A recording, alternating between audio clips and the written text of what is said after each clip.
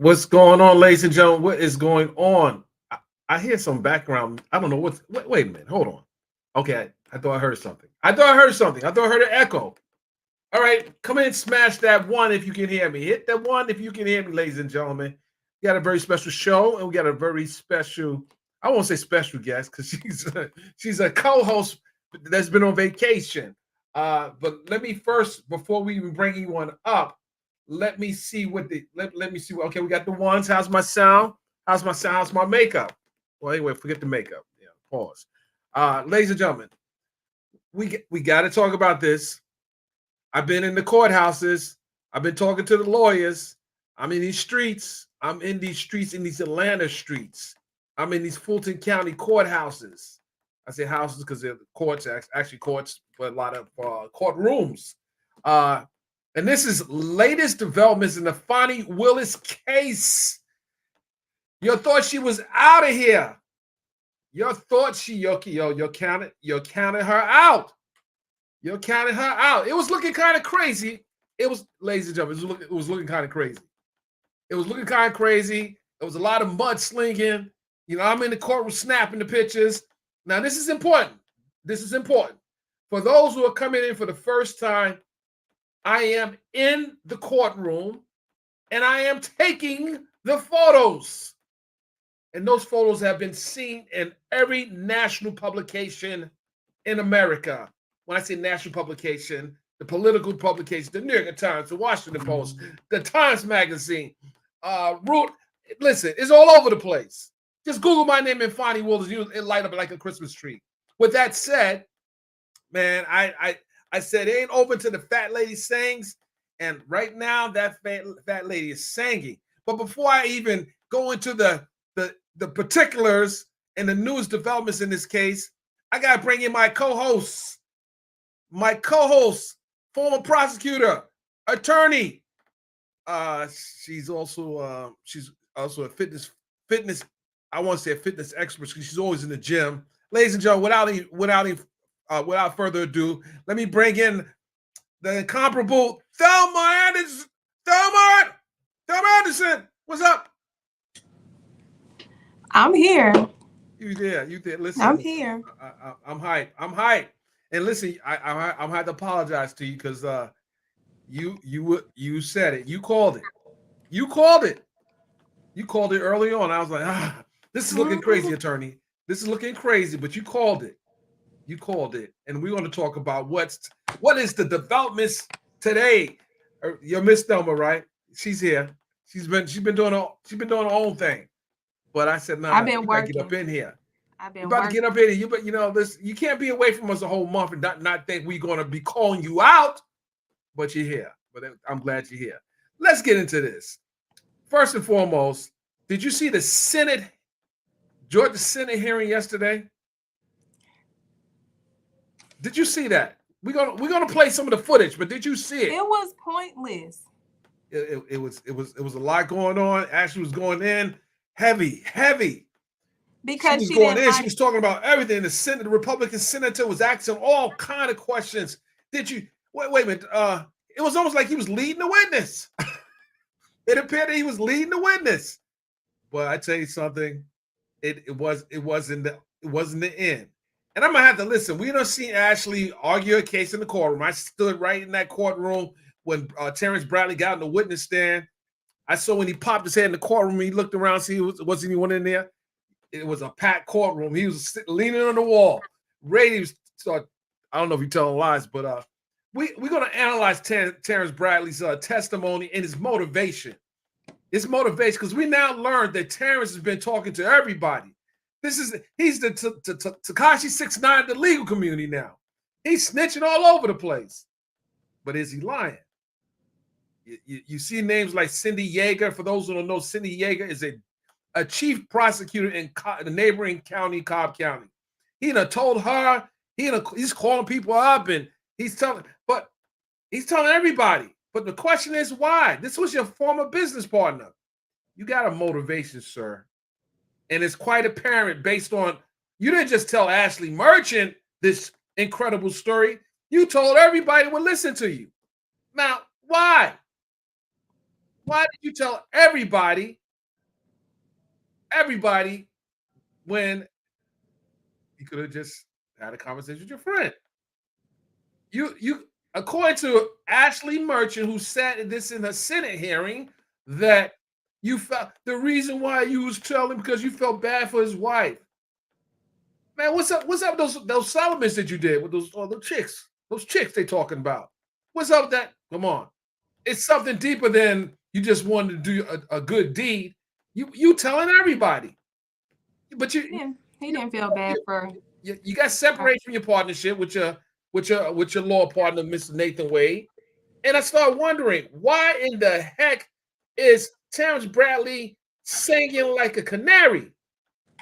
And then you get on the witness stand and you looking crazy. You don't know it, and you forgot I didn't say that. But then she confronts you with these text messages, and then now you're like, I didn't really mean that. But everyone's hanging their hat on your testimony, and that's where there's a problem. If you're hanging your hat on someone who probably is lying, then that's a problem. Everyone's saying Terrence said this, Bradley said this, Bradley said this, but we don't know if Bradley was telling the truth. It seems like he had a axe to grind, and it appears that Nathan Wade was the target. What do you think, Counselor? About which one? About Bradley and his testimony, and why? Do you think he had a motivation? Do you think he had a ulterior motive to say these things about his former partner? Absolutely. I mean, whenever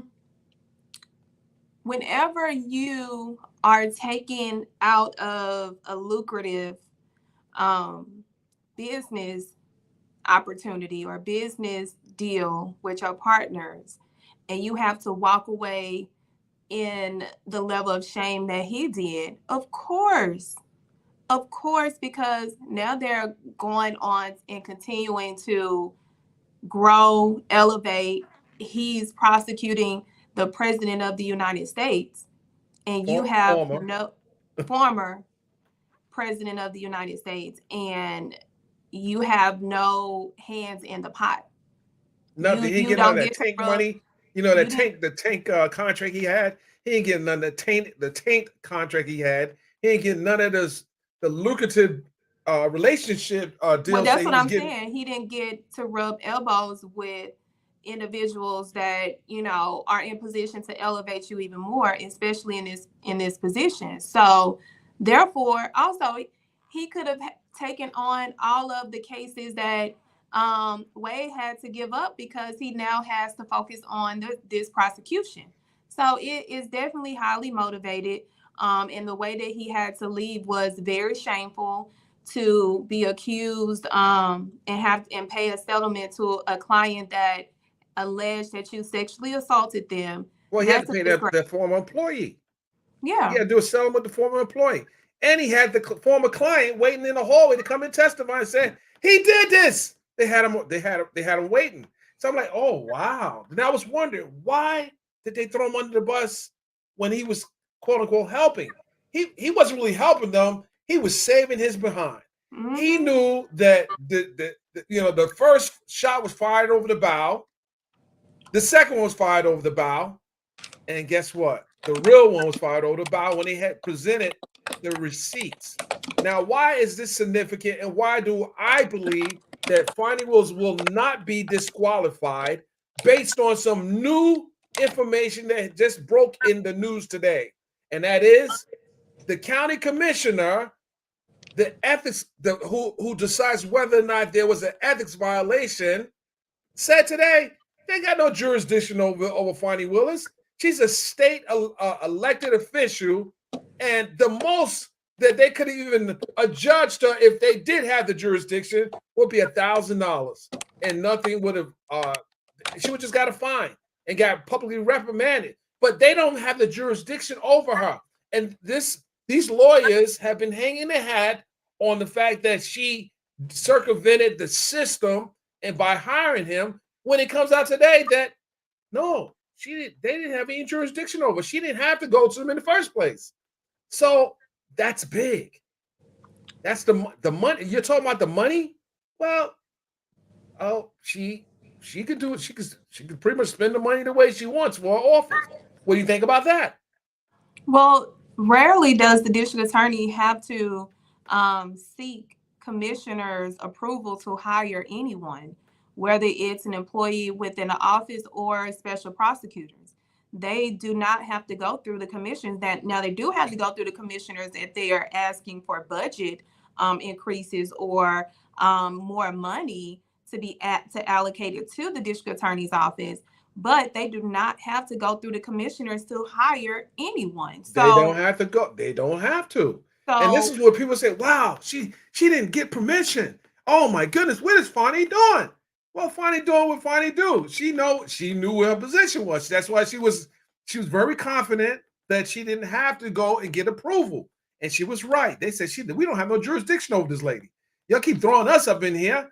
We have no jurisdiction over Fani Willis. So when they are beating the drum saying she said it, Ashley Merchant said it yesterday at the Senate hearing that she didn't follow the proper protocol. Well, that fell flat because the breaking news today was she didn't have to.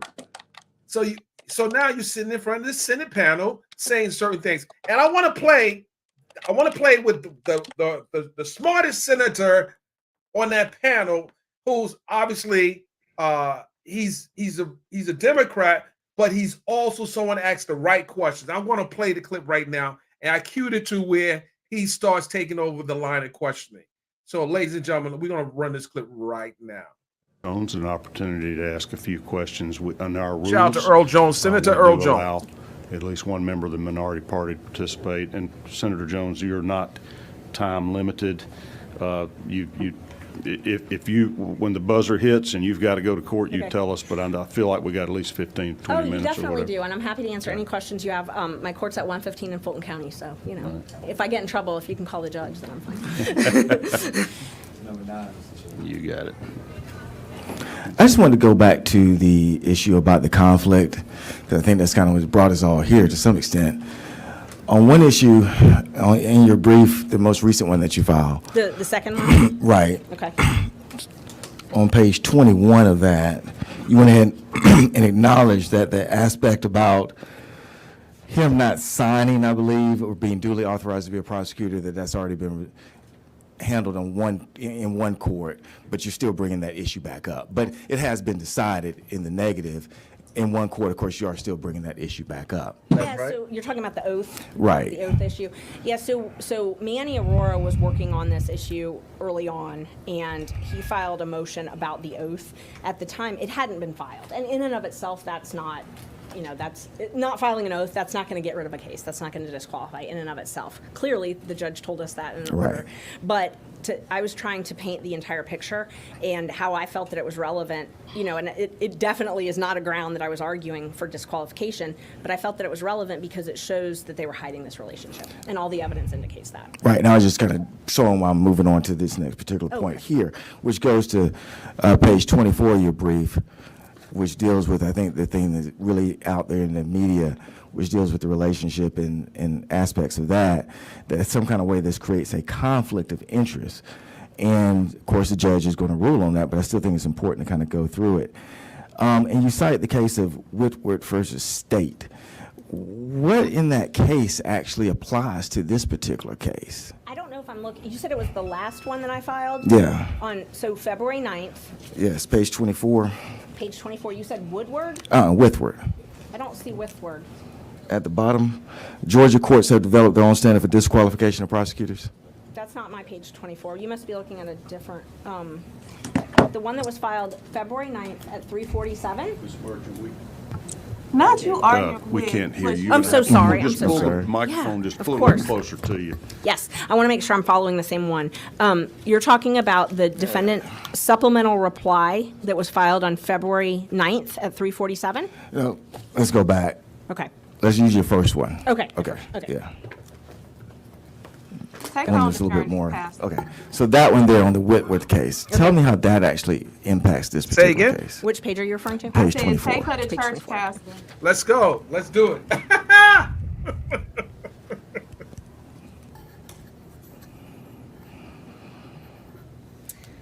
So the site is Whitworth. The court recognized a conflict of interest as a ground for disqualification. Held to arise where the prosecutor had acquired a personal interest or stake in the defendant's conviction. And I don't, I wish I had that case in front of me. I don't have the case in front of me. But essentially, to answer your question, that first of all is physical precedent only. So Right. yes, and we But you did cite it. and said Right. that it's physical Yeah. precedent only. And you're using that as the basis, really, to say it's a conflict. There's no other case law that you actually use in this particular brief to say it's a conflict other than Whitworth and also amusement sales, which deals with contingency fee. Right. And so in Whitworth, and I have the case if you want to go through it, it actually talks about that there's ways of citing the conflict. Right. Number one would be if he had or prosecutor had actually spoken to the defendant. Has that taken place? No. Okay. Second, has he represented the defendant? No, he hasn't. There was a motion early on. I didn't even bring this up here, and I don't think we talked about it in the brief, but there was a motion early on because Mr. Campbell, who's Mr. Wade's law partner, actually sent a mailer out to my client and all of the other remember that. defendants. Yeah. So I don't think anybody called based on that, but they did advertise to them saying, call us to represent you. And then they came with the third, which says there has to be a personal stake in the defendant's conviction. Right. So is that what you're relying on there, that there's a personal stake in his conviction?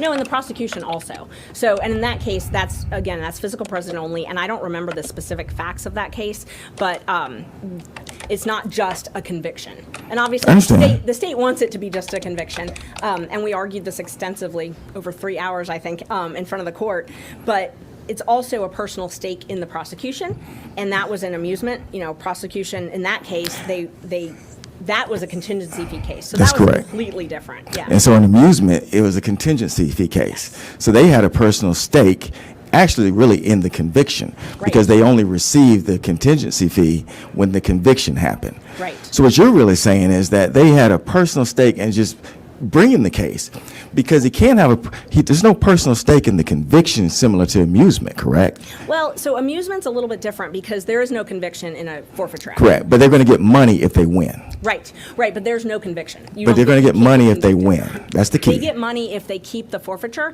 So it's where that was a forfeiture case. I think that was like game slots. That's correct. Yes. But they get money if they win. Right. But That's the only way they get money. Yes. They don't get money for bringing it. So I just wanted to make sure it was clear. Right. That was not conviction because you can't have a conviction. But they only get money if they're the victor. In He's receiving his funds. Mr. Wade is receiving his funds because he's billing because the case is going on, correct? Oh, yes. Not because he wins a case. No, he can lose the case and still Absolutely. make a ton of money off of it. So what you're saying is the actual conflict is just bringing it. No, the actual conflict is, oh God, that's a long answer. No. It's not a long answer. You got to think about how to answer it. It's not a long answer. The actual conflict is lying on your disclosures about how much money I'm you talking got as far in as gift. this issue is concerned right here. When you use Whitworth, you use amusement sales, and they say that there has to be an actual conflict. And amusement sales, and let's go back to Whitworth if we can, because in Whitworth, the person was actually told, the prosecutor was actually told by another prosecutor that they want the case to actually resolve in a conviction. Because what had happened was the defense attorney came to the prosecutor and said, we would like to plead. And the prosecutor basically said, no. He went and got advice from somebody, and that prosecutor said, we would like this case to resolve in a conviction. Right. And so the question, and that then was held not to be a conflict. They said that still is not an actual conflict, even though someone told that prosecutor. We want to see a conviction. We actually want to see it go to the end. Don't plea him out. And the court said, no, that's not an actual conflict because what you have to show is there's an actual unfairness to the defendant in the trial. Right. Can you point to any unfairness in the trial that's taking place? It's not in the trial, so it's not limited just to the trial. But to answer the first part of your question, when you were asking about the conviction of personal mistake, Ms. Willis has made numerous public statements. Yo, do you see the mean mugging going on in the background? Well, ladies and gentlemen, here's the problem. And I didn't learn this until the hearing. Her client, Michael Roman, was offered a misdemeanor plea deal, essentially saying, yes, okay, a misdemeanor, no jail time, no nothing, misdemeanor plea deal. a fine. That's it. A $5,000 fine. That's it. So my question is, why is she going so hard, trying to disparage the DA? And your client pretty much, this case could, first of all, this case could go away very quickly. It's costing your client much more money by you filing these motions. And they offered a misdemeanor. That means he can still practice law or whatever he does and just pay the fine. But this seems like it's bigger and seems like there's more at stake. And Counselor, what do you think about this?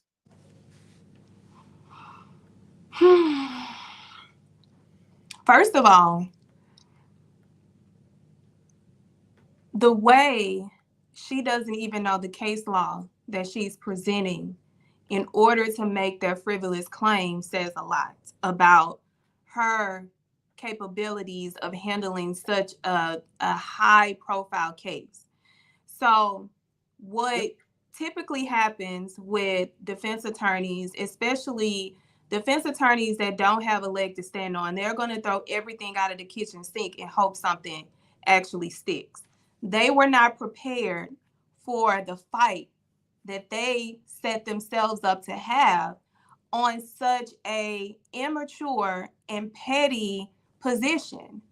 So for me, it's targeted. And unfortunately, based off of one of the defense attorneys stating that Fani made this a race war. No, you and your clients made it a race war. And you were not prepared for the race that actually showed up and is kicking your ass every which way. So not only her during this hearing is very telling that she has an ulterior motive. And her ulterior motive also stems from the fact that Fani came and checked her. And she didn't get a chance to uncheck Fani because Fani checked her every which way. So she has an ulterior motive. Now she has a vendetta because she's been embarrassed in the public for millions to see. So now the stakes are higher for her to actually stick it to Fani every which way. And that's what we're seeing. We're not seeing a professional show up and be a professional. We're seeing a little kid on the playground that was mad that the most popular one in the school came and took all the spotlight from them. That's what we're seeing from her and her performance at the hearing yesterday and also in court. Well, we gotta, it gets better. The line of questioning is so telling. And I was uncomfortable the way she was answering. She was going hard when she was talking to the Republican senator. But when she had Mr. Jones firing her with questions, firing her with those questions, like, okay, anyway. Well, let's listen some more. This is important because we want to talk about why she's going so hard. Why? About her interest in a conviction. There's some emails that had been admitted as part of it, as part of some of the exhibits in the case. There's a lot of pleadings, so I don't know which one exactly, but talking about her desire for there to be a conviction and jail time. And then in my case, for example, so Mr. Wade offered my client misdemeanor probation. So we were the first people to get an offer. And we said no, we wanted a dismissal because he was not guilty.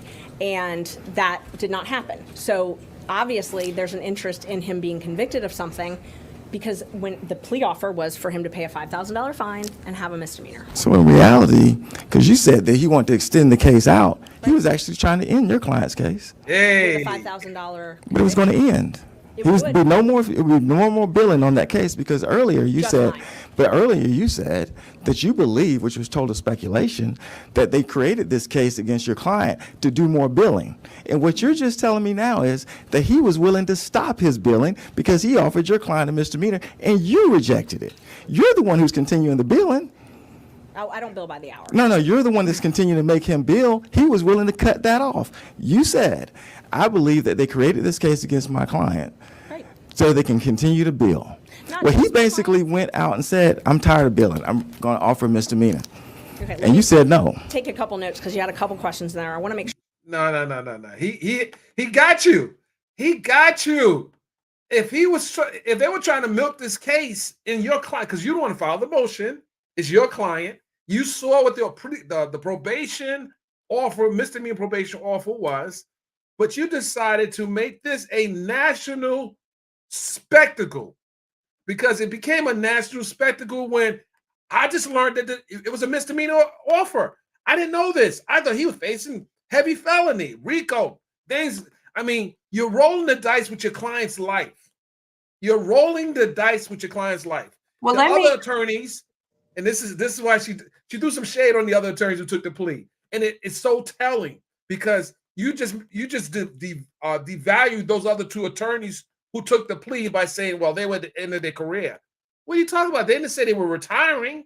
So, so everyone is just ganging up on these defendants, and this is a problem because it doesn't justify the aggressive nature in which she's approaching this case. It doesn't. And then Terrence Bradley is another unusual suspect. Counsel, what do you think? You're muted. Well, I know I was muted because I was trying to talk, and you went on your rant. But anyway, so here's the thing about a misdemeanor. A misdemeanor has the ability to be removed from your record if you complete, if you're not convicted, if you don't do a conviction, if you do a deferred adjudication, you have the ability to wipe it off of your record once you successfully complete it. So, first offender. For her to sit up there, and this is what my problem with certain defense attorneys is that they're so delusional. They take on the delusion of their client instead of being the legal counsel. They become counseled by their own client into believing the shit that they're getting themselves into. So for her, with all of the mountains of evidence that they had to say that her client wasn't innocent, and they offered you a misdemeanor and you rejected it instead of entertaining it because you feel like, oh, we got one. No, because what I anticipate happened is they've been knowing about this information for some time. So they was waiting for the perfect opportunity. And when they started seeing the flies start fall off the trees, the other ones that started taking pleas, what they did was like, oh shit, we gotta use this grenade now or never, because this is our only chance to use this grenade because all the other flies are falling off the tree and we are not going to have any more leverage.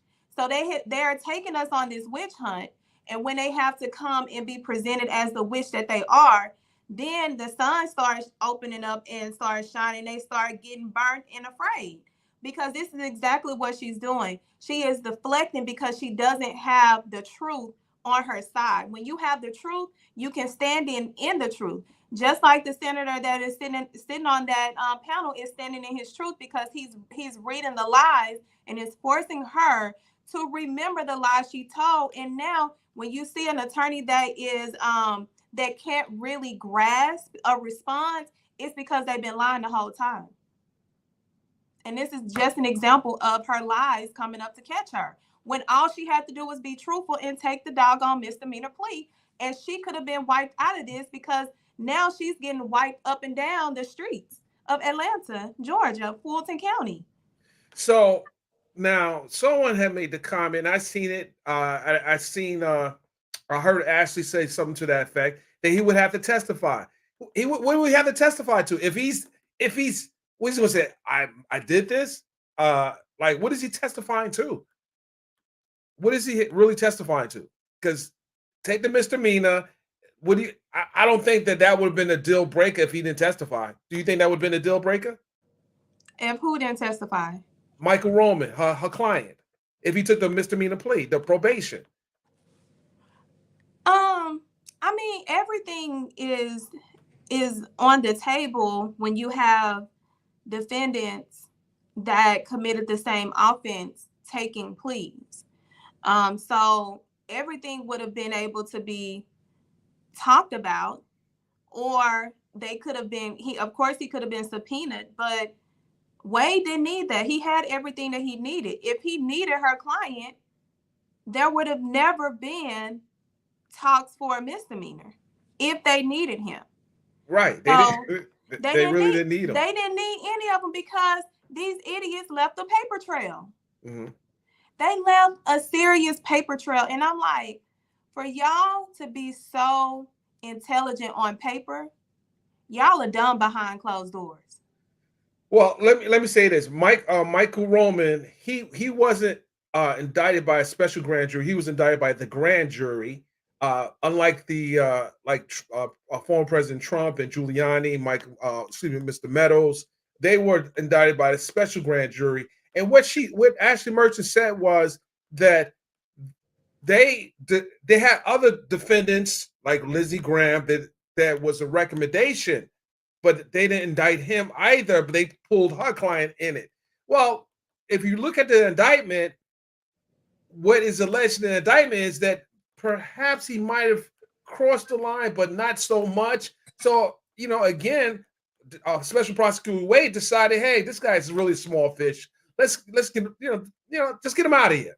But after she filed that motion and she ran with whatever Terrence Bradley, who has a clear axe to grind with his former partner, because I just thought that he just reached out to her. He reached out to Cindy Yeager, the Deputy Chief District Attorney of Cobb County, as well as Manny Arroyo, who his client took a plea. So now they want to chime in. Your client took a plea already. You knew that this hearing was going on with Bradley 2 times. Now Manny Arroyo, and I know Manny, you want to come in now and offer this information, as well as Cindy Yeager. While you're doing this, you're losing right now. So now you're going to throw the weight of the prosecution office of Cobb County. Well, Cindy, you knew at the time he was testifying, he said this to you. Doesn't mean his testimony is factual. It means he was trying to sell a story to different people. It's not like you have 3 people that came in, like Yurdi and others that came in. So I don't know. I feel very uncomfortable with them trying to hang their hat on Terrence Bradley.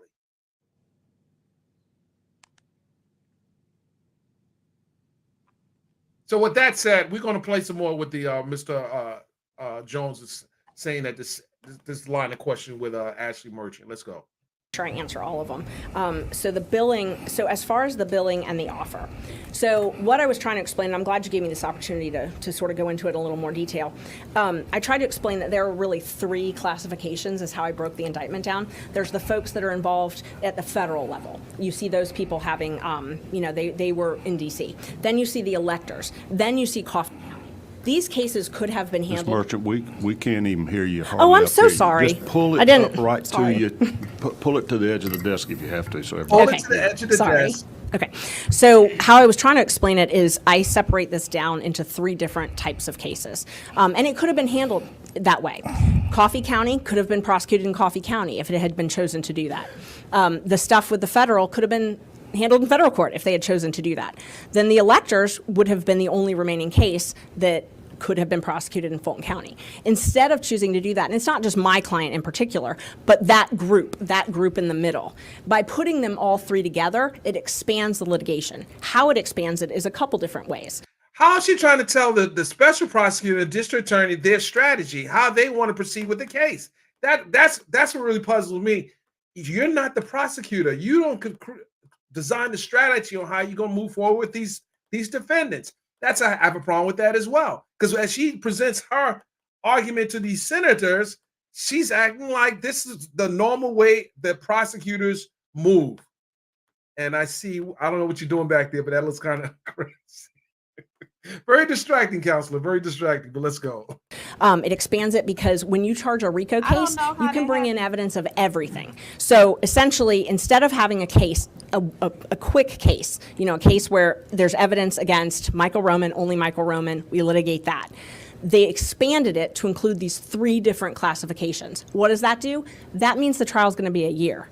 They can plea people out they can plead Michael Roman out, they can plead this person out, they can plead people out, but they're always going to have that large enterprise. And it actually does, even if they pled my client out, the offer was for him to testify. So, for him to testify, even though he would not be on trial, his acts would still allegedly be on trial, which still expands the litigation because he's not gone. The deal's not, you can plea out and you're gone. Bye. We're not taking up time with you. It still expands it. So my whole point earlier was that this expands the litigation, because imagine if we just had, like you see in other cases, one defendant. You can limit the information to just that crime and that case. Or you could have 3 separate indictments. But what we've done here is we've put them all together. You've made it so that it's necessary to try them to have 3 trials, because there's no courtroom that can fit all of those people. So that expands the litigation. So in the case that you cited, physical or not. Which one? Whitworth? Whitworth. It says Only one specifically that when the prosecutor goes up, Morgan, who is the person who's not supposed to, who's talking to him, who's the prosecutor, Hobbs informs Morgan, who is the prosecutor, that he anticipated a successful criminal prosecution, but that any decision regarding Whitworth's proposal to Morgan was Morgan's to make. Morgan decided to continue to go forward. And they said that was not a conflict, that was the prosecutor's decision to make. And you're saying, this is the case you cite. Well, in your case, they actually came to you and said, we're willing to give you a plea. And you said no, which is perfectly fine.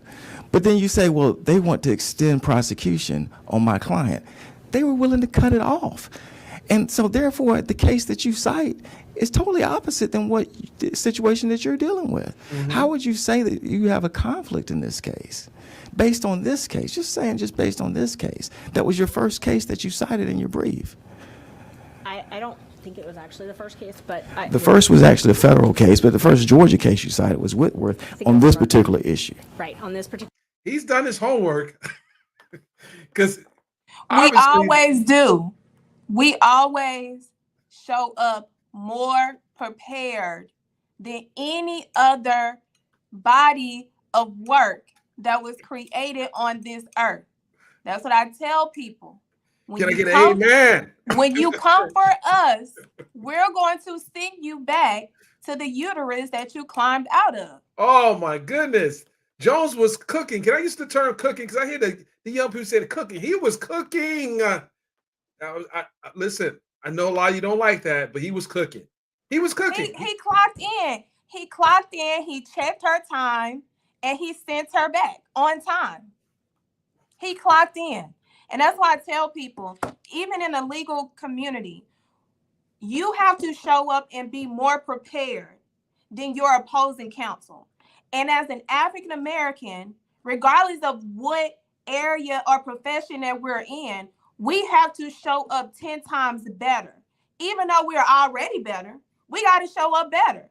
And this is just a prime example of stop playing with us. Hey, she said it. That's a lawyer. And what's the percentage of what happened?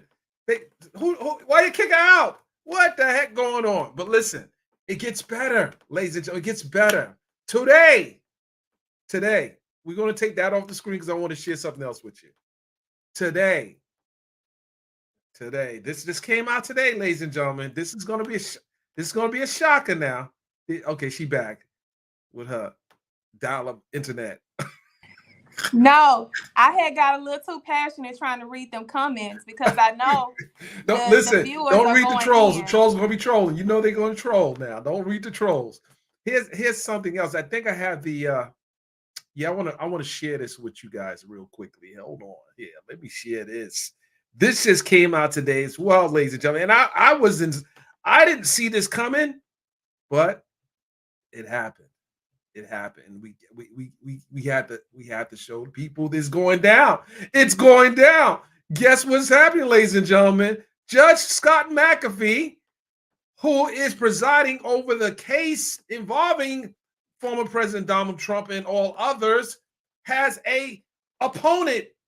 He has qualified this young man, this civil rights leader, has decided to run against Judge Scott McAfee in Fulton County. Wow. Why is that significant?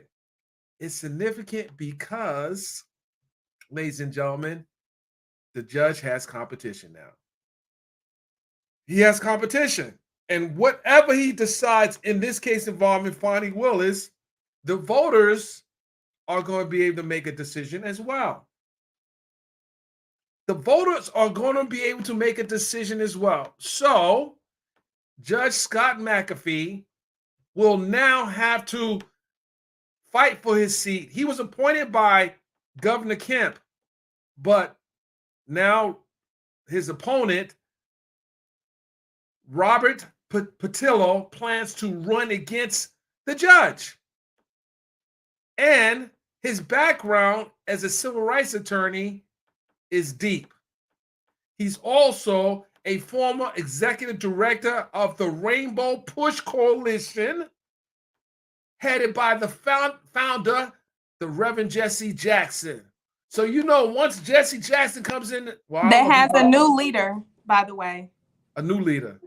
D. Frederick Douglass Haynes III, that is from Dallas, Texas. Whoa. Friendship Whoa. Baptist Church. Whoa. Yeah. Mhm. Ladies and gentlemen, this is going down. So the judge has to realize whatever he decides, and we're not trying to say the judge is going to be pressured, but the county of Fulton is looking at the judge now. They're looking at the judge. So what do you think, ladies and gentlemen? What do you think is going to happen? Do you think the judge is going to rule for Fani or against Fani? Because now he's got an opponent. He's a good judge. He's actually one of the best judges, in my opinion, right now. One of the best judges in the county. But he's young. He's the only judge I know that there's only one other judge that actually live streams every type of case he has going on in his courtroom. Something that other judges is not doing. But this is a little pressure for him. I don't know if you understand the magnitude and the significance of this man running against the judge who has to decide the fate of Fani Willis. I don't know. I don't see that happening. I don't see that happening. Plus, the evidence is not there. It's not fully there. You may say, hey, she's done wrong. But if the county, who the lawyers have been saying didn't authorize Nathan Wade to have that position, saying, hey, we ain't got no, hey, this ain't our problem. This is not our jurisdiction. She's not in our jurisdiction. So now who you go to? Well, they're going to the senators. And the senators is going to try to rewrite law. It's going to be too late. They're going to try to rewrite the law and address the claims that Ashley and all others are making. Now, what is your thoughts about the church speech? Is something else that's an issue that they raise as well, Counselor? Well, let me address what you just talked about regarding adding someone to the ballot in order to try to dethrone the current judge. Now, I probably get some, mixed reviews for what I'm about to say, but sometimes we can jump the gun off of emotions. Mm-hmm. And this particular judge has been extremely fair. He has been one of the smartest judges I have seen on live TV in a while. And when it comes to someone that is fair and they're actually doing their job in a way that a lot of judges, I've been before judges that don't know the law, and I've had to teach judges at my young age as a lawyer about the law. I don't think it's a good move for us to try to use this opportunity to say, let us try to dethrone him because we're going off of emotions and not really look at the big picture. This man is really doing his job. Now, it's okay to have ambitions to be a judge. Absolutely. Go. And if that is what you're doing, but we know why this is motivated. Now, it could be one or two things. It could be that they're trying to pressure him or they not pressure, they're putting fire and a sense of urgency under him to make the right call, which is to honor the fact that she's not, you can't disqualify her for something that doesn't disqualify her. And they have not proven any of the facts of the reason for the disqualification. Mm-hmm. Or it could be that they really want to take him off of the bench. So now, that people, I'm gonna tell you the consensus in Fulton County, he's one of the best judges exactly. right now. So my thing is, why? And nothing against the brother that decided to throw his name in the race. Kudos to you, because running for a public office is hard. It's not something that you can just wake up one day and say, "Whoop, the lightning came on, I'm running. I feel passionate." No, it has to be there. So when we have a really fair judicial official, we need to understand that emotion that we're using for this particular case is not warranted. So I wouldn't agree if I'm sitting at the table with my people and we're having a meeting to determine what we're going to do about this. I would probably be the Lone Ranger and say, this is not the move, because it will backfire. And it never ends well when you are leading off of emotion and not actual facts. The fact is, this is a great judge, regardless of what color he is. What is also a fact, I never brought color in. And the fact is, we are upset that they are playing with our sister. So of course, we're going to try to show up in ways that we feel like it's support. This is not the way, in my opinion. But you wanted me to talk about the other issue. The church? Oh, the church speech. Mm-hmm. Now, it's kind of hard to kind of talk about what she had a right to do based off of what she's experiencing. I do not believe they were able to connect any dots of her having some kind of stake in her prosecution and that damn speech. They are reaching higher than the height that they probably have, and that's probably not that much because they, hate that they short in life and everything, and they just falling short in this as well. She mentioned individuals that are not tied to this particular matter. Mm-hmm. So this is what I'm saying about reaching and actually being able to connect the dots. It's Trump organization. They're leading off of emotion. And this is typically what defense attorneys do. And this has been my whole sentiment about these particular defense attorneys. They are too old and they are outplayed. And they don't understand how to come in with the new way of actually presenting a case. And you see that in their presentation. That's why it's falling flat, because they are using the old way to actually defend a case and not the new way. The new way, you cannot use something that does not align with the facts and evidence that you're trying to present. Because at that point, you're being a delusional counsel at that moment. And that's what the judge, if any of y'all watch this hearing in its entirety, the judge had to correct them multiple times. So he even asked him about this particular speech. He said, tell me, how does this tie into her having a personal stake or interest in this prosecution? Because, and he even told him, she's talking about individuals that are not tied to this case in its entirety. Right. So make it make sense. If he's asking you that means that you have not met what he's looking for you to send and for him to receive in order to make a decision. If you followed this particular matter and you saw the responses that he was giving them, it's giving very much you didn't do your job. So why are we here? Why are you wasting the court's time when we are out here actually prosecuting a case and you want to stop us? Tell me, make it make sense. Notwithstanding the fact that they've already got plea deals. That the judge has to look at that part too. The people, innocent people, not just taking pleas, especially not attorneys. If these attorneys believe they had a chance to win the fight against the prosecution's office, they would have did it.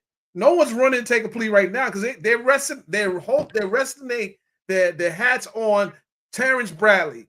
Terrence Bradley, the rat. Terrence Bradley ate the cheese, but he's not ratting. He may have a motivation for doing what he's doing. I don't think Terrence. I don't buy his whole story. I don't buy it because he's not a credible witness. He's one minute you're saying all these things on text, but then when you get in the court, now you look like a entire liar. So why would the judge make a ruling based on what he said? And let's talk about Yurdi.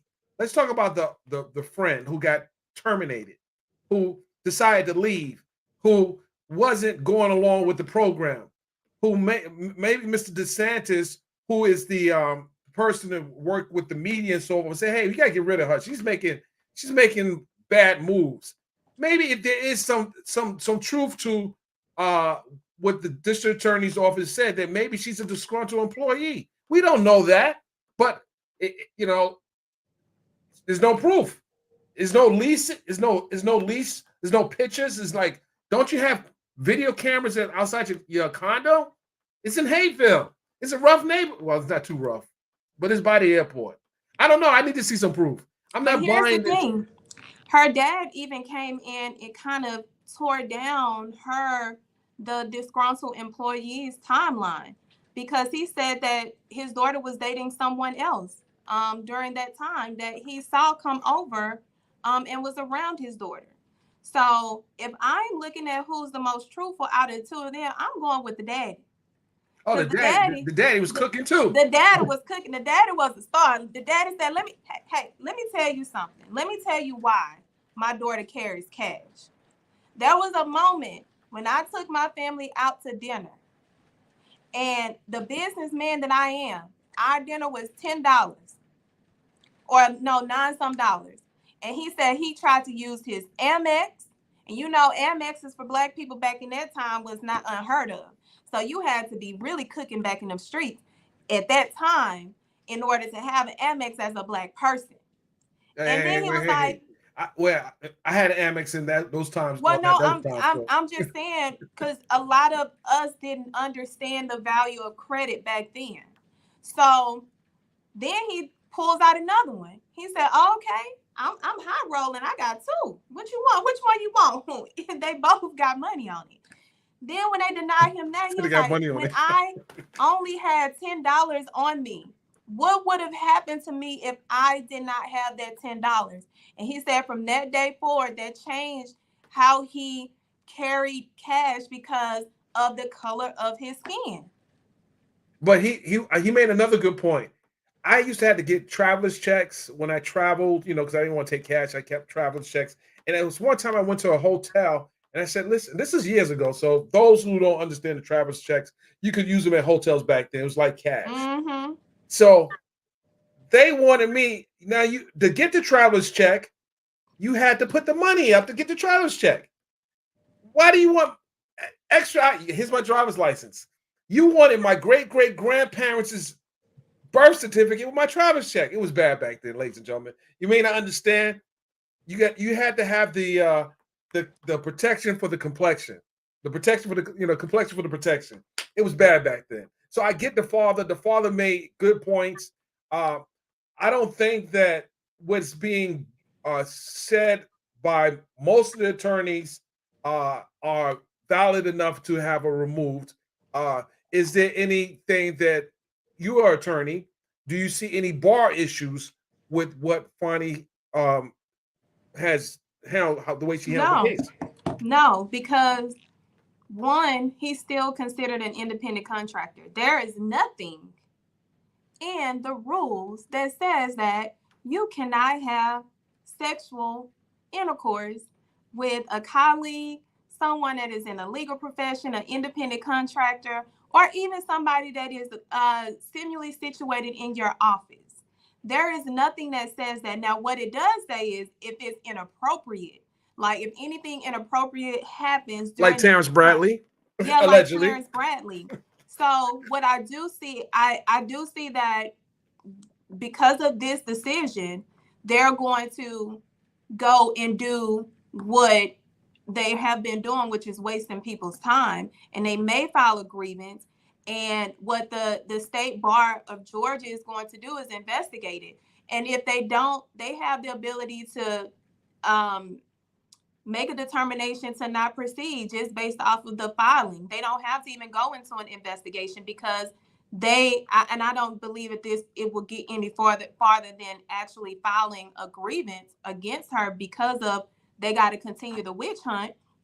But the individual that is in jeopardy the most is Terrence Bradley, because now your undisclosed transgressions have been put out, and that is a violation to commit any kind of impropriety or appearance of sexual assault or sexual They used the term harassment. sexual assault, not her. Yeah, or sexual harassment against anyone.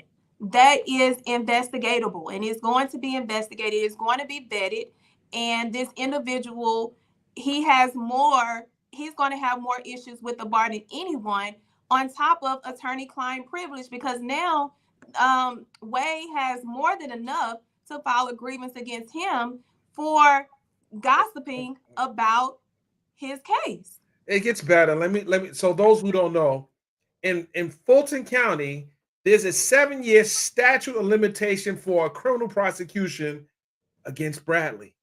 A 7-year statute of limitation that has not ran out yet.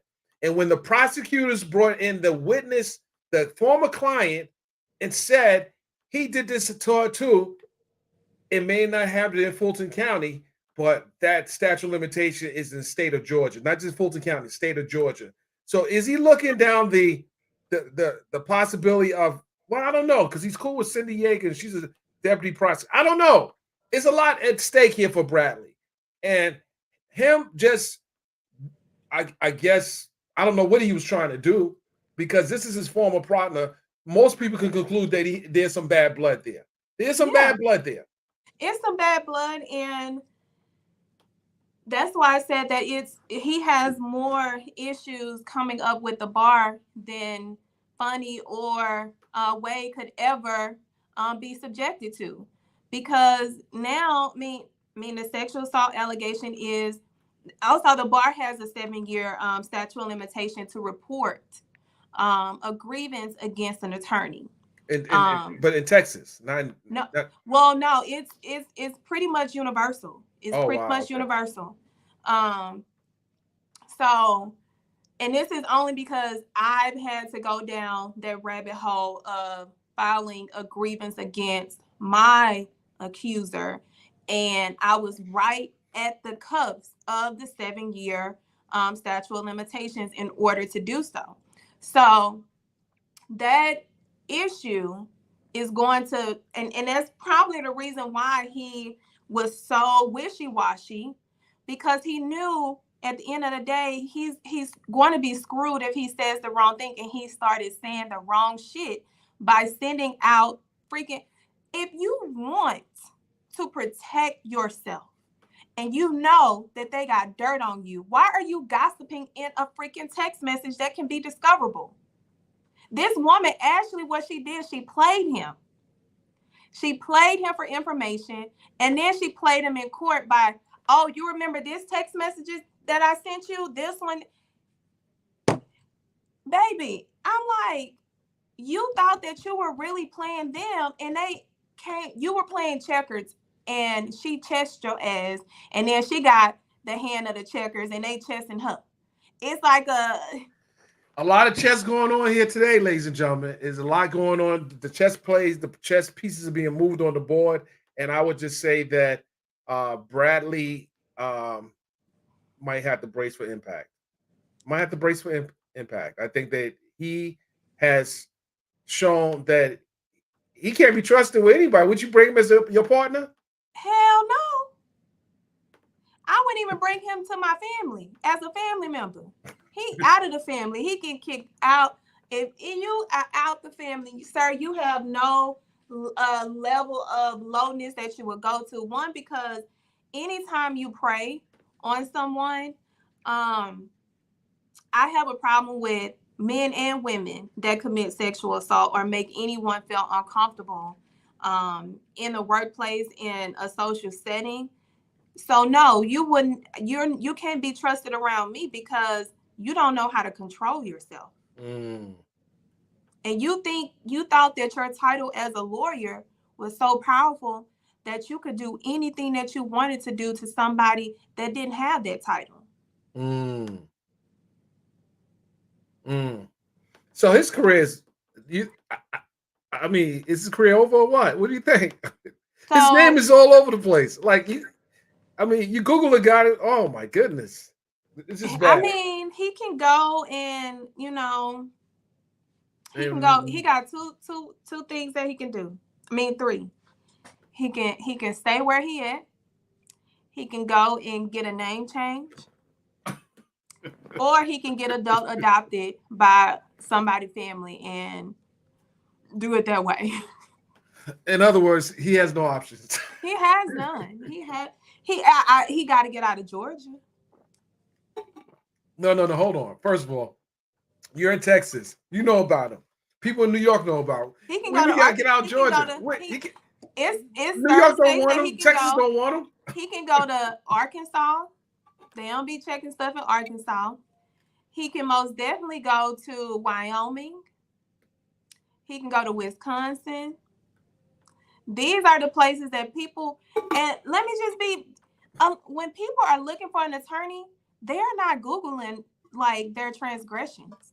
They're Googling His name. Yeah. But at the end of the day, guess what? They're going to think that that's a celebrity and they can, use him. People think very different when they are hiring an attorney. As a crisis manager, I'm going to say not. I would say he's toxic. He's someone that this is my opinion, ladies and gentlemen. Don't attack my co-host. It's not a good look. It's not a good look. Definitely not a good look. Somebody attacking me? Huh? No, they Somebody ain't attacking me? no. I think they like you, as a matter of fact. I think they like you. I don't see the trolls hitting heavy today. But someone says a wrap for Bradley. It's a wrap. I have Gerald Griggs. I don't know if he texted me earlier. I don't know if he's in here, but I just think that the judge will make a decision before the 15th. Do we want to be real honest right now? Yes. The judge has already made. The judge has already made his decision. The judge he sat through, and if you don't, best believe that week that he was that they were off, that he was reviewing all of the case law, which wasn't much, as you can see with her testimony with the Senate. She couldn't even recall a freaking boy, she was losing it. Well, hold on, we're not no, ladies and gentlemen, we are not finished. We can't end. We gotta listen. It's some more good stuff here. And again, I don't have Whitworth in front of me, and there's a lot of different facts about these cases. I would be happy to review it and let you know. But what I can tell you is that I still, and we still believe that this is to expand the litigation. And even if it's minor, the law says over $100, that's enough to have a personal interest. So what we've got is these financial disclosures where they're not being truthful. Ms. Willis is lying under oath, which is the same thing my client is charged with conspiring to do. Lying under oath about receiving. See, Ashley, this is the problem. If you thought you were going to get your client a misdemeanor plea deal, that's out the window. He ain't getting the felony. He going the distance. He's going to be a long time. It's over because guess what? You turned it down. You cannot come back to the table and say, "Oh, we want to entertain that." No, we are entertaining you in the court of the law, and we're gonna let 12 members of the public decide your fate, which means that now you got to pay her even more money, the money we was trying to stop you from bleeding from, and we offered you a misdemeanor, which is the bare minimum, and you would have walked out in a better position than any other defendant from this particular situation. And this is the thing, when you have to know that you have the right lawyer on your team, one that is going to keep it real with you, one is not going to believe your bullshit, one is going to call a strike and know when to fold when it's time to fold. She does not have that disposition about herself, and that is a problem. And here's the other problem. This is all or nothing for Merchant, Ashley Merchant. You know why? She has clients in Fulton County. Mm-hmm. If you have any criminal defendants in Fulton County, they getting up. Listen, you don't want to have to deal with her office on your other clients, because they all are going to. I don't know. This is not, this may not end up the way people think it's going to end up.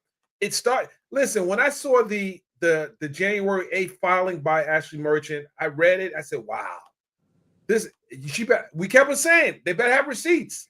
You better have receipts, and it better be legitimate." But even with these receipts now, the county said they don't have jurisdiction. They don't. Okay. Yeah. I would say this. Those are a lot of vacations for 6 months. That's a lot of vacations for 6 months now. No, and that's only it's not.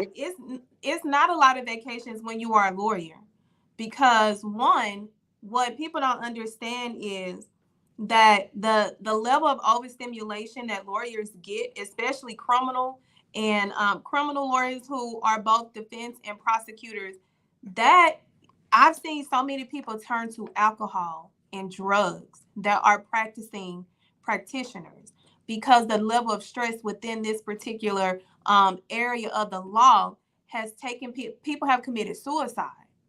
So I tell people all the time, there's a work-life balance. Put that damn computer down, put that book down. That work is going to be here the next day. Do what you can do right now. Take that damn vacation, because if you don't, you're going to work yourself into the ground. Well, they ain't got that issue to worry about. They ain't got that. And then they older. They are older too. So at this point, you like, after I enslaved all these damn years, y'all ain't finna tell me about no vacation, and it's a man on the side of the we going out of town. We finna go have us a good time. Fani has to get her groove back. She's been going hard. She's been going hard, and this is why, and not to get off topic and why people say it's not a race thing. There was this big Super Tuesday that just happened in Texas. These it was multiple Black judges, some that are new incumbents, new running for a primary, and this is from the Democratic Party, filed lawsuits to get these Black women disqualified because they know that they were going to lose the race. These are overqualified Black women, some that have been judges going on their second term. And this is why people cannot overlook the fact that when we are talking about race as a reason for them going after women that are in powerful positions, this not only just happened in Georgia, this is happening in Texas as well as we speak. Unfortunately, the people that did it, they lost their race horribly because the Black people showed up to the polls. But this happens all the time, and this is why we are constantly throwing it down y'all throat. This is racially motivated. And the people got to remember that Judge Churkin of the DC case, she's been attacked as well. She's a district judge with a lifetime appointment. She's being attacked as well. I don't know. It's just you can never, and this is me coming as a Black woman, you can never win, regardless of the right things that you do or if you make a mistake. You can never win in the eyes of the public, because who are you to be a Black woman to have all this power? Who are you? Hold on, ladies. Hold on. We got hold on. We got the man that did the pull-up, ladies and gentlemen. We got the man that did the pull-up. This guy knows a lot about Georgia law. He's the number one. Well, he's a lot, but I won't bring him up. Ladies and gentlemen, Attorney Gerald Griggs. Hey guys, what's going on? What's up, G? Hi. We talking about that Senate hearing yesterday. For those who don't know, this is Attorney Gerald Griggs. He's the head of the NAACP in Atlanta, as well as I mean, he's got his resume is incredible.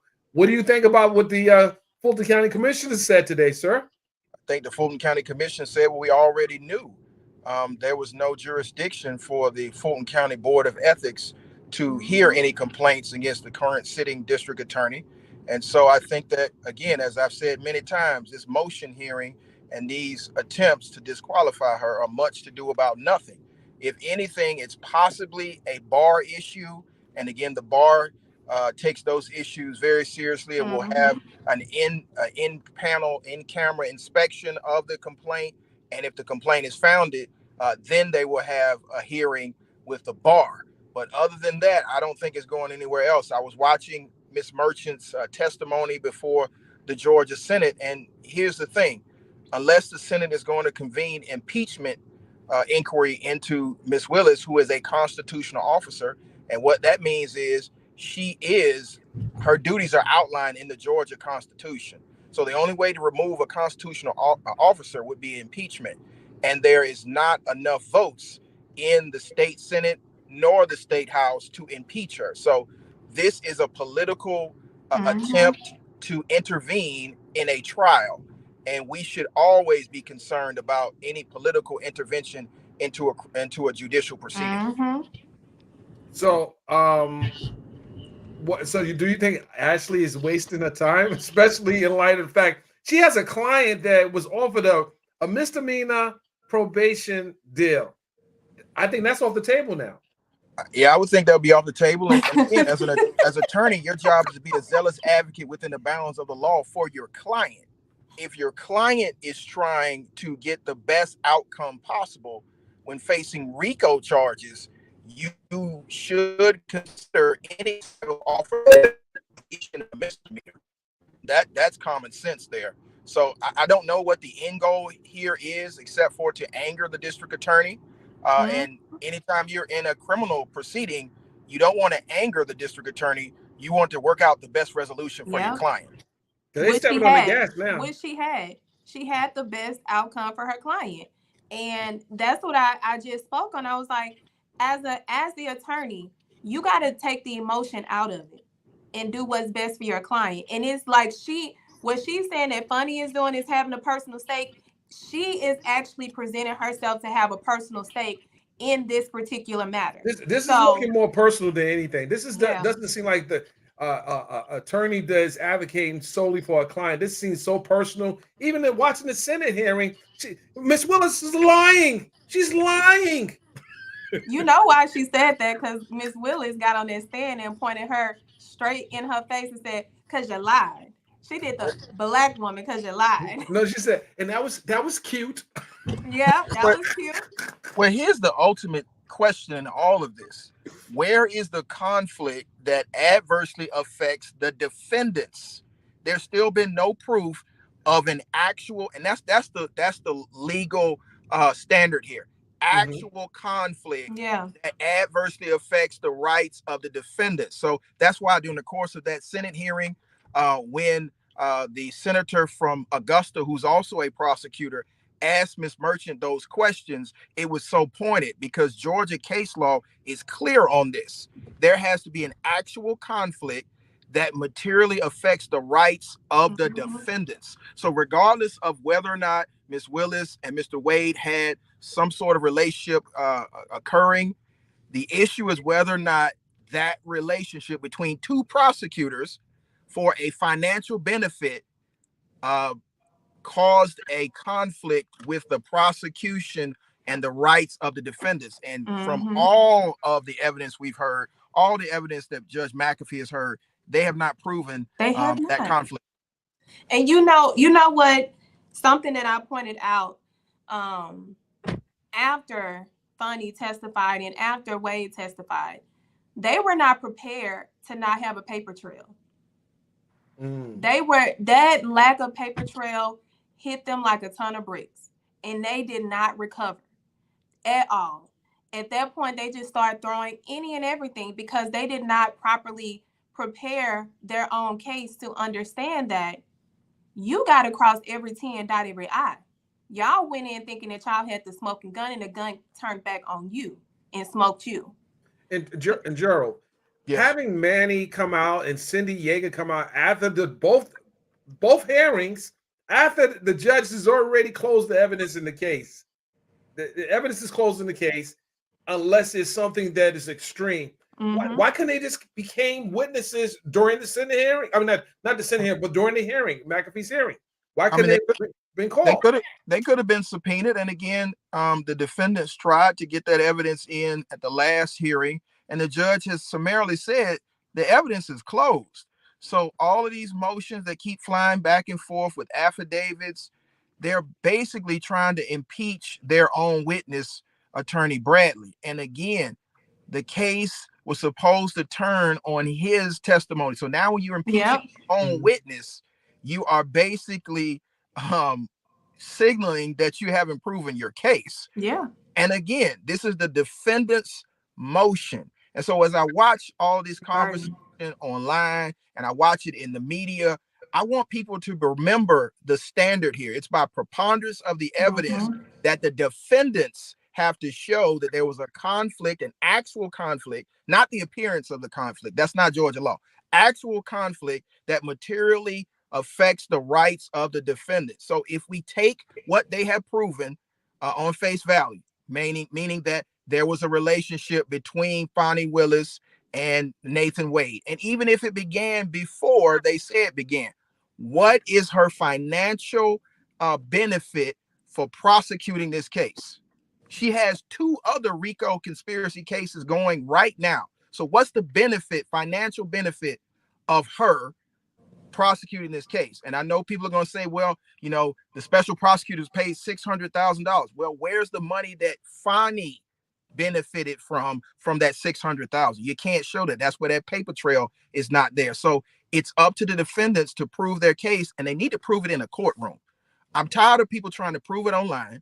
I'm tired of people trying to prove it in the paper. You need to prove it within the 4 walls of that courtroom where people are under oath. So the affidavits that have been filed, those folks are not under oath, and they need to be very careful because we all are lawyers, and we are, you know, we have to abide by the rules of professional conduct. And so if you're saying that this other officer of the court was not being honest to the tribunal, then you file a bar complaint against that other officer of the court. You don't file affidavits in a criminal matter. So I'm just appalled at how this thing is starting to progress, and it's really given a stain to Georgia lawyers and the practice of law in Georgia. So to your point, these affidavits are going to hit the docket and they hit the media right afterwards. That's the purpose. That's the purpose of the filings. If you wanted to present this witness, you give the witness a subpoena. You call the witness during the hearing. You have them sworn and be subject to cross-examination. An affidavit is not subject to cross-examination. We don't know the motive of any of these witnesses for saying the things they're saying, or whether they have actual personal knowledge that is firsthand. Yes. That's exactly what Cindy's saying is not firsthand. He said he never had firsthand knowledge of any of this. Right. And that's what the judge kept reiterating to the defense over and over again. Where is the personal knowledge? Where is it? Yeah. And that should have been an indication to them even at that point. The judge is asking these very straightforward questions, and y'all are still not giving him the response to satisfy the questions that he had.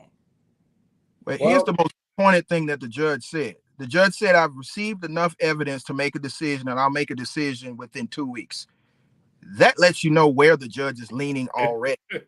So, did anyone miss that part? Did anyone? I was listen. I was in the courtroom. You were in the courtroom. I was in the courtroom. Did anyone miss that? The judge already he's made his decision. So at this point now he has to draft his decision, and he has a law clerk to make sure he's on point with the law. And no one cited any new law that points any other way than you have to prove an actual conflict. I've listened to all of the pundits And all of the legal scholars who actually practice law in Georgia have said the same thing. The standard is an actual conflict that adversely affects the rights of the defendants on trial, and they have not shown that. So, you know, it's interesting to hear Megyn Kelly and other lawyers out here on social media pontificating about the actual practice of criminal law in Georgia. But you need to have experts who actually, I don't know, try cases in Georgia Yes. that are legal experts, some of which who Yes. actually tried Georgia's longest RICO conspiracy case That's right. against Ms. Willis. That would be you, sir. Yeah, For those who and don't know, he but tried that- the first RICO case. Very first one. And what people need to understand is Ms. Willis is a very good lawyer, and she's even better when she's angry. And so at this point, you've drug her through all of these internet streets. You drug her through national media, and so far, nothing has stuck. And tell But people so client- people can understand, because a lot of people are new to Fani. Okay, Mr. well, DA I Willis. put it to you this way: she is the best prosecutor in Georgia. She has a 95% conviction rate. She has a 100% conviction rate in RICO conspiracies, and so she's not a lightweight. And when she came into that courtroom with the emotion that she had in the courtroom, she's focused, and she's focused on those defendants. And so I don't know if their lawyers are doing them a great service by appearing in front of the Senate Judiciary Committee or doing anything other than preparing for the trial that's coming, because this case will be tried in a Georgia courtroom. And if they're not prepared, like they weren't prepared for that motion hearing, they're going to have a very bad outcome. Yeah, because they're hanging their hats on this particular hearing, and that is negligent and irresponsible. But it may be a stall tactic as well. I see maybe it's a stall definitely a stall tactic. It's a stall tactic to get the 40. Yeah. But here's the president problem. to poll. It may be a stall tactic. Here's the problem with that. It may work in federal court because, again, if it happens after the election, there's a strong possibility that the 45th president of the United States will become the 47th president of the United States. But in Georgia, that's a state level charge. And so he can't pardon himself from a conviction in Georgia. Mm-hmm. And the governor can't pardon him either. It'll be the Board of Pardons and Paroles. So even if he stalls to after the election, he will still be on trial in Georgia. So the stall tactics they're trying work in federal court. It won't work in state court. Well, it don't look like it's working in federal court in New York either. Yeah. Because you see they're trying to do it there. And Are you the federal prosecutor? You prosecutor, talking about state? Because he doesn't have any federal cases. he in New York. do. He has the Allen Bragg case, and he had the No, he has. Is it in DC? DC. That's the DC case. He has a DC federal case, and he has a Florida federal case, and then he has a civil case in New York, and he has the criminal case in New York for the Georgia case. Yeah. So he trying to do it for the insurrection, trying to get that pushed back, but the federal prosecutor is like, no, we ready to go in July. Well, it looks like the Supreme Court has set oral arguments on his argument that he's immune. That will be sometime in April that the Supreme Court will take that up. So there's still a distinct possibility he could be on trial both federally and in state cases before the election. Yeah. And again, for the people that want to say that this is election subversion or this is some type of interference, these allegations predated him even announcing his candidacy for president. And the last I checked, both the Constitution of this state and the Constitution of the United States don't have an exclusion of prosecution for someone who is running for president. We've never been here before, so it's also interesting how this thing will play out. And the worst, I won't say worst case scenario. The other scenario is the judge doesn't agree with us and decides the other way. What impact will that have on? So if well, the now judge, we need to get his opinion on the actual new person that is running against him. Oh yeah. Okay, so I'll take that up in a minute. But the issue is that if they are successful on this motion, the best thing that could happen for the defendants would be the district attorney's office will be recused, and then the prosecuting counsel of Georgia will have to appoint another district attorney to sit. And so at that point, Scandalakis. Mr. Scandalakis would appoint, Right. and then they'd have to get up to speed. That would take months, if not years, for another DA's office to get up to speed on the case. And there are only a few jurisdictions in Georgia that would have the specialty to be able to do that. So it'd be DeKalb, Cobb, maybe Augusta. Augusta's already offered if it happens, the prosecutor in Augusta. So it's not like the case goes away. It's not like that the indictment goes away. It just recuses this particular district attorney's office, which, you know, if he rules that way, then, you know, he's well within his rights to rule that way. And I'm sure it'll be taken up on appeal through the Court of Appeals and the Georgia Supreme Court. So there'll be more delay. But back to your second question, the individual who is now qualified to run against Judge McAfee, and again, I'm not making any endorsements, but I've known Robert Petillo for a long time. He is a very, very astute civil rights attorney. He's been practicing for well over 25 years. And so it would be a very interesting race against Judge McAfee in Fulton County, which is a strongly blue county in Georgia with a large African-American population who wants to see the outcome of this case. They want to make sure that their rights are protected, their voting rights, and the attempt to, whether or not there's evidence of the attempted subversion. I submit there is. And so it's going to be interesting to see Judge McAfee against Mr. Petillo. I think Mr. Petillo is very formidable. He's the former executive director of the Rainbow Push Coalition, the Southern Region Rainbow Push Coalition, which of course is Reverend Jackson's organization. So, I mean, he's a civil rights warrior. And to run in Fulton County, the birthplace of civil rights, in a case where people's civil rights and voting rights are at stake, I think it's going to be a strong, formidable candidate. So the judge should be shaking in his boots right now. I just think the judge should make sure that he calls balls and strikes right down the middle, according to the law. Okay. Because I think they will remember this. And I think that this is something that, you know, would be a heavy topic when they go to the polls also. Yeah. But I to be honest with you, I think this judge belongs on the federal bench. The way he has modeled himself throughout this process, even though I've never seen him before, but oftentimes as lawyers, we go before some of the crappiest judges that don't know the law, that we have to educate, that's just doing anything because they can. Well, guess what? Guess who could give him that seat on the federal bench? Donald Trump, if he wins.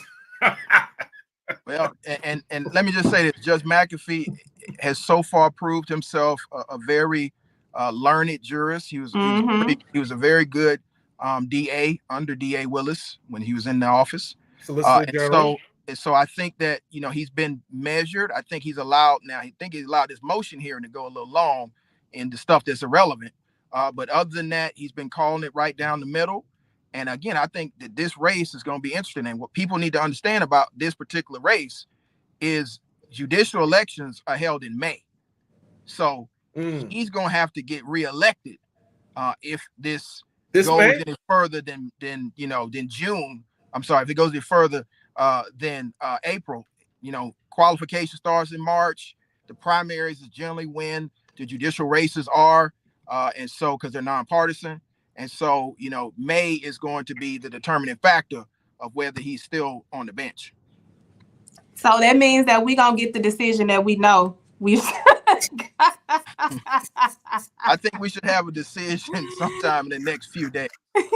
Oh, man. I said that he already made his decision, like based off of some of the statements that he was making. And that long break, that additional week that they had in between closing arguments, or the continuation of Bradley, he was not sitting back there just doing nothing. He was going over the case law. He was probably having a court reporter recall the record in order for him to already know exactly what he was going to do at the end of the day, because judges already have their decision made. Yes. It's just the formalities that they have to go through in order to give their people time to draw up what needs to be drawn up. Exactly. You know, they have their law clerks already have in mind what the judge wants to rule. They just need to make sure that the facts and the law fit the ruling. Support the ruling. And so I think, and what I have noticed about Judge McAfee, his recall of the evidence was better than some of the lawyers. Man, what? Ooh. So he was reminding them of what he's already heard. He's very sharp. The state. He even told the state, he was like, I don't want you to use up time for something that you've already, made a point a time or two. That's why he had those. Even the defense. Listen, the sixth lawyer getting up. I really don't have anything to say now because everyone else has basically said what I was going to say. Well, don't say it again. Exactly. Don't be redundant. Exactly. With that said, ladies and gentlemen, this is 7 days. The judge is going to have something to hit the dockets. Just manage your expectations. Just manage your expectations. Don't get bent out of shape. Don't create another January 6th. Just take whatever it is. Just accept it. This is the process. Respect the process. Don't go running up in the Capitol because they're ready for you. And we'll talk about the Capitol here in Georgia. Don't come down one to protest and everything. Get yourself locked up and get sent to Rice Street. You don't want that because those bed bugs be biting. Don't go doing none of that weird stuff. Accept what the process is. This is Georgia. We don't try moving here so you can try to change the trajectory of the voting. And don't come so people just need to understand. Just breathe. Just take a step back.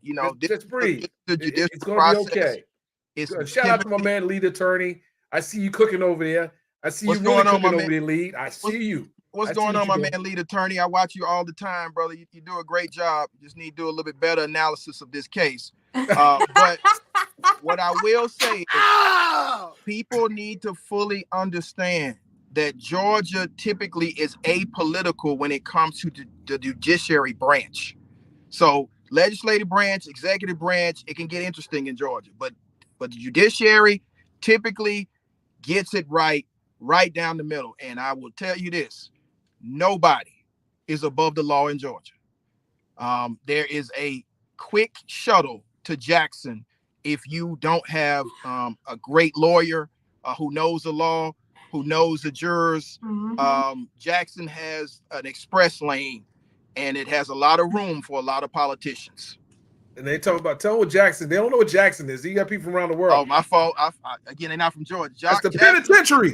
Is the first and the last stop in the Department of Correction. So it's the diagnostic center. It's the big prison. It has the death chamber that's there. It's a whole city of itself. And so when we start talking about how Georgia law works, that's the first place we start talking. After you go to trial and unfortunately you may lose. Then you're in Jackson, and there are quite a few politicians that are in Jackson right now for less than what is alleged in this case. So I just think that people need to understand that Georgia's a little different. People take the law very seriously, and no one's above the law. And I think that the eyes of the nation being on Georgia is a great thing, so we can see justice play out the way it generally plays out in Georgia, and that's generally the will of the people. And we have to remember, this case is about telling Georgians that in 2020, the election was stolen. I can tell you, as somebody who helped turn out the vote, the election was not stolen in 2020. Black people showed up and they voted in numbers that they haven't voted in years. And so those are going to be the jurors. And lastly, Fani is up for election as well. So though we didn't talk about that, Madam DA is up for election as well. She don't even got a campaign. This is her campaign. It's a campaign. And she qualified yesterday. I wouldn't run against her. I'm sorry. I would not run against her. That's Attorney Griggs, are you running against her? Oh, no. I'm not running for anything but continue to be the state president. You know, I want to watch this election because, again, I think that a whole lot of people. Who's Because going to jump out there? That's the question. Who's going to jump out there against DA Fani Willis? Who's going to jump out there and try to go against her? I wonder who's going to be the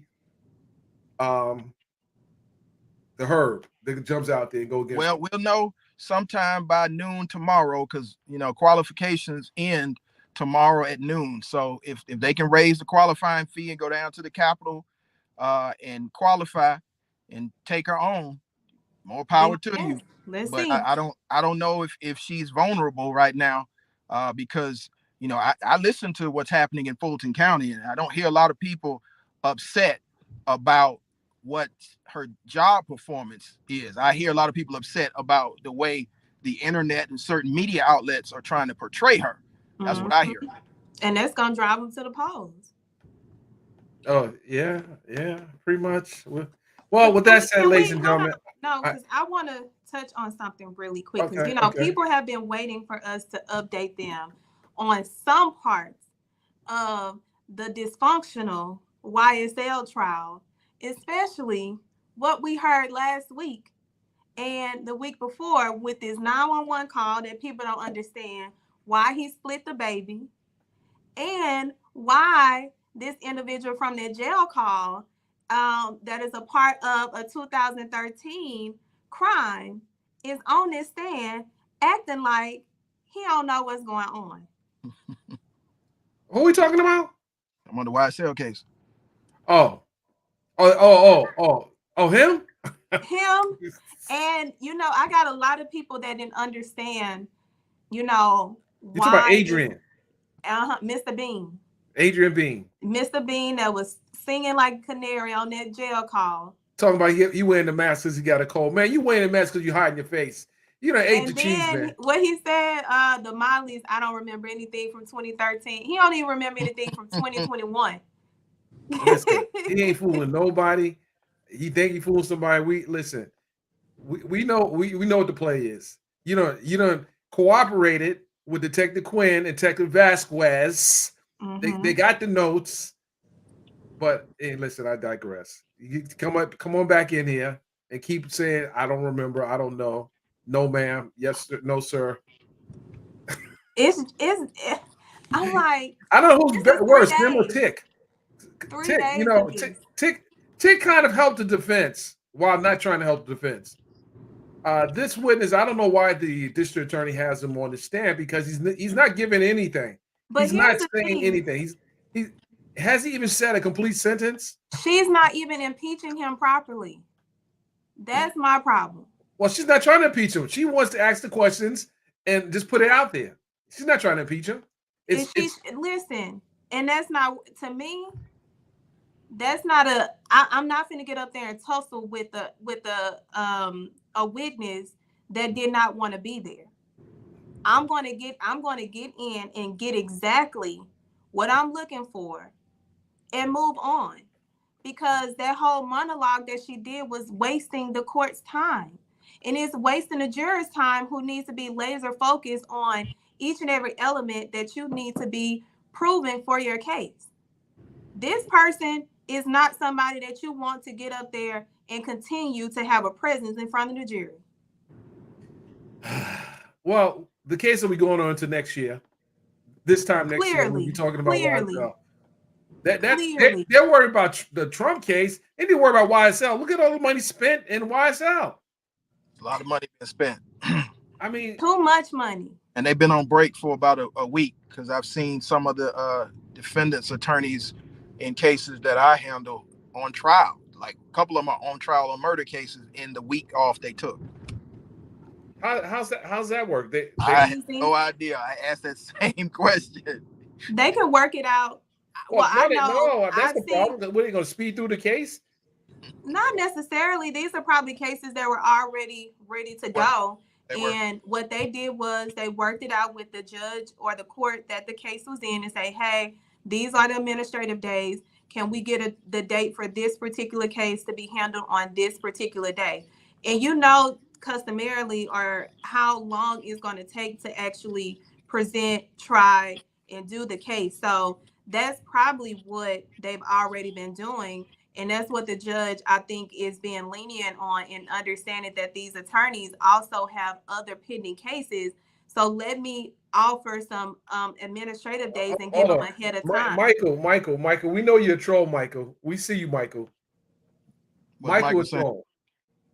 I want everyone to throw tomatoes at Michael. Michael just gonna come on. I don't know where he's from, but I'm gonna put Michael up here.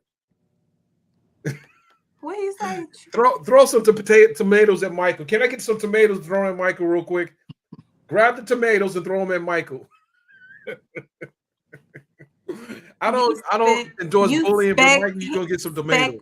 Later. Oh, he is not even using 2 words for one. Oh wow. Yeah, I don't argue with people like that that don't use that abbreviates words. I don't typically play with the trolls, Yeah, especially in the subject that we're dealing with. Absolutely. Mm-hmm. You know, This is our wind down. This is our wind down. We lot of vitriol around these subjects. So I don't even play with the trolls. Yeah. What does that sound? The heck going on here?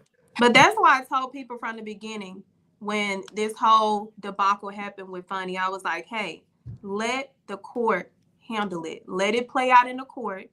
Do not convict her before everything comes out, because everybody was convicting her before everything came out. Everybody said she's disqualified, she's this, she's that, she's this. I was like, let it play out in the court. I promise you, shit happens every day. You may think that your case is airtight, and you coming out at the end of the day like, damn, I just got my ass kicked. You never know. It switches up on you, and you be like, shit, like how I was up and now I'm down. So that's why I tell people, let it play out. Do not assume that it's going to go which way or the other, because as we see, this case took a turn that nobody was prepared for, because these attorneys got together and strategized like they were supposed to. Okay, I got my mods in here. Mods, make sure you're modding. You know, we can't be letting people like Michael get in here. You're mods for a reason. Don't let them come in and disrespect the house. It's our house. This is our house, and we live here. Oh, they're going in. You got wrenches for a reason. Oh God. No. Be more. Come on now. We got some interesting things coming up in the law. Like, our profession has been very much on the forefront this whole year. It's been a spotlight, especially in the state of Georgia. Georgia is where it's at. And I was telling Dennis what a lot of people, because they keep saying, why are y'all putting race in it? Houston just had issues with individuals trying to disqualify qualified Black judges because they know they were going to lose. Mm-hmm. Well, my question is, who brought race into this case? No one. It was a violation of Georgia law, alleged that they tried to subvert the will of the voters in Fulton County. Now, it just so happened that, you know, a large majority of the voters in Fulton County are people of color. But no one brought race into it until the defense attorneys brought race into it. Exactly. So, you know, I just think that at this point, people need to calm down. The law is colorblind.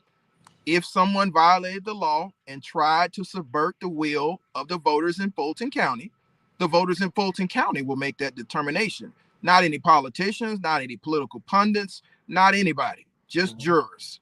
And so far, the jurors in Fulton County have only indicted, 19 people? And of those 19 people, none of them are the district attorney. There you have it. So she's not on trial. It's a motion hearing. Yeah, but we know what they are trying to do. They want her to, they are using this as a public display to say that she's on trial. Right. Which they don't understand. Of course, this is a hearing, and people are like, well, where are the jurors?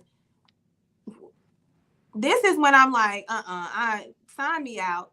Sign me out, because this is not what this is, y'all. This is a hearing, Yeah. hearing before the It's judge. It's a procedural hearing in front of the judge in a criminal case, and the Mhm. criminal defendants brought the motion. There's no case in Fulton County that says State of Georgia versus Fani Willis. It actually says State of Georgia versus Donald John Trump. And she made that very clear. I'm not the one on trial. Trump is. They are. Well, not too long now, ladies and gentlemen. It's going down. It is going down. It's a lot's going to happen in the next 7 days. Like I said, just manage your expectations and just brace for impact. Absolutely. Yes. Manage your what's the word of the day or the line of the day? Manage your expectations. Absolutely. Absolutely. With that, ladies and gentlemen, I do appreciate your coming in. Make sure before you leave, you'll smash the like button. We may not even leave yet. Smash the like button. I want to thank my guest, Attorney Gerald Griggs, Attorney Thelma Anderson. I want to thank you for coming in today. G, I don't know how you're doing it. You driving. You got your phone up there. I'm the passenger. You see, I have my safety belt. Yeah. Oh, you're the passenger? It's Oh, giving okay. left. It's yeah. Oh, you're in the back seat? No, I'm in the passenger seat. This is Georgia, so you can't be holding your phone. Okay. Yeah, I'm snitching on you. No, but I really thank you, brother. I appreciate you coming in as you always do. Right on time. And it's I can just send me a message. By the way, she's home resting right now. She was in Atlanta, by the way. Attorney, Is she okay? She was in Atlanta. She would have been good to be on here, seeing as though her position was so strong. Oh yeah. I don't know if she wanted this one. This she might not like this, but she will come back. I'm probably gonna get all the smoke later. Yeah. As soon as when this ruling come back, we need to see what the disposition is after this ruling. I'll definitely. This is big. I'll definitely come back on after this ruling because again, I sit back and I watch the comments, and I'm just appalled at the lack of real legal education by so many people. Listen, Lily Mae, you got that wrench, Lily Mae. See that, Lily Mae. Lily, you got that wrench. I'm sorry, I'm thinking about the other Lily. You got that wrench. Make sure you kick him out of here. Get him out of here. I'm sorry. It's crazy. It's crazy. The delusion is real. The delusion is real. That's why I just be like, listen, y'all, just pay attention to the facts. Let it play out. Don't come and ask me till it's over, because y'all clearly don't want to know the facts or the evidence, because y'all just out here just saying anything. All right, so Attorney Griggs, what is your Instagram? At Attorney Griggs on all platforms. And make sure y'all like and subscribe to Dennis's channel, because Dennis has been doing this work for over 30 years. He's been in courtrooms in Georgia and around the country for over 30 years. So when you get commentary from him, it's firsthand. And then, of course, for me, who's actually been in this courtroom, watched this evidence both live and on the live stream, I can tell you what the evidence actually is. And then, of course, having practiced law for 20 years in Georgia, I can tell you what the rules actually are. So I just want y'all, we're trying to educate you. For the trolls, we are throwing a little red meat at the trolls. But we'll be back on after the ruling, and then we'll give you analysis of what actually happened. Yeah. And also follow my co-host, Lawyer Bay, on Instagram, because she's killing it. She was cooking today. You cooking today? I was trying. Ladies and gentlemen, make sure you follow her as well. She does. Yeah. Do you have a YouTube channel as well? Yeah. So my Instagram is Lawyer Bay ESQ. My YouTube is Single in Law. It's say that one more time. I'm sorry. Single in Law. Single in Law. Yeah. Ooh, I like to play on the words. Mm-hmm. Something a lawyer would do, obviously. We know how to remix a thing or two. All right, ladies and gentlemen, I appreciate you. I really do. If anyone, do we want to bring one up? Do you think we good? We need to bring the one up. I think we good. No, right? I think you want to leave the Yeah, leave it alone. Yeah, I think we the good. commentary in the chat. Yeah, leave it right there. Yeah, You'll we stay had, right there. and they was hot too. They was down there cooking in their chat today. Oh my goodness, I'm going to read it. I'm going to read it. Make sure you follow everyone, please, and make sure you smashing the likes, smash the like, and this is an independent channel, meaning I'm an independent Black journalist in Georgia, and I be moving in these streets. But you know what? Take gas to keep the car moving. So you know what you got to do. You got to keep supporting the channel. Keep supporting the channel. With that said, ladies and gentlemen, we're going to take it out of here. Is it? We're gonna take it out of here. 1 second, guys. Here we go.